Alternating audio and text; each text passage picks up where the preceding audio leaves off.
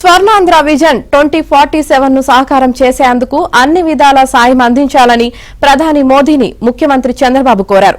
గత వైసీపీ ప్రభుత్వం రాష్ట్ర ఆర్థిక వ్యవస్థను చిన్నాభిన్నం చేసిందన్నారు. 5 ఏళ్లలో రావాల్సిన రెవెన్యూ లోటు గ్రాంటును 3 ఏళ్లలోనే వాడేసిందని తెలిపారు. ఈ నేపథ్యంలో రాష్ట్రానికి ప్రత్యేకంగా ఆర్థిక సాయం అందించాలని అభ్యర్థించారు.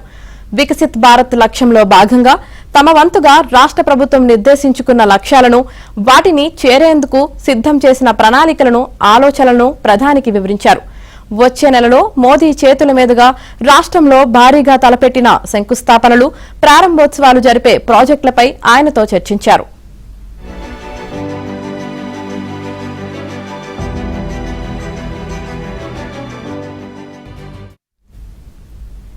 ఢిల్లీ పర్యటనలో భాగంగా ప్రధానితో ఆయన నివాసంలో చంద్రబాబు భేటీ అయ్యారు. 45 నిమిషాలు ఇది సాగింది. రాష్ట్ర ప్రభుత్వం చేపట్టిన వివిధ కార్యక్రమాలు, ఆర్థిక అంశాలపై చర్చించారు. ఇటీవల విడుదల చేసిన స్వర్ణాంధ్ర విజన్ 2047ను ప్రధానికి అందజేశారు. పోలవరం, అమరావతి పనులు మళ్లీ ప్రారంభించిన విషయాన్ని ప్రధాని దృష్టికి తీసుకువెళ్లారు. పనులు వేగంగా సాగేందుకు తీసుకుంటున్న చర్యలను వివరించారు. ఏపీకి కీలకమైన 2 ప్రాజెక్టులను గాడిన పెట్టడానికి ఆర్థిక సాయం చేసినందుకు ప్రధానికి ధన్యవాదాలు తెలిపారు. 94 కేంద్ర ప్రభుత్వ పథకాలకు సంబంధించి గత ప్రభుత్వం నిధులు దారి మళ్లించిన విషయాన్ని, దానివల్ల జరిగిన నష్టాన్ని ప్రధాని దృష్టికి తీసుకెళ్లారు.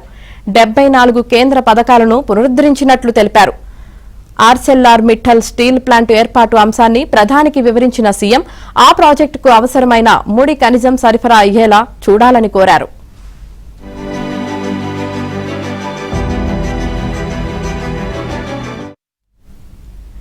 దీంతో పాటు ఈ సంస్థ ఏర్పాటుకు వివిధ శాఖలకు సంబంధించి అనుమతులు త్వరితగతిన వచ్చేలా చూడాలని విజ్ఞప్తి చేశారు. సాంకేతిక ఇబ్బందులు తొలగితే ప్రాజెక్టు వేగంగా పట్టాలు ఎక్కుతుందని, అందుకు సహకరించాలని అభ్యర్థించారు. అనంతరం కేంద్ర హోంమంత్రి అమిత్ షా, ఆర్థిక మంత్రి నిర్మలా సీతారామన్తో ఆయన వేరువేరుగా భేటీ అయ్యారు.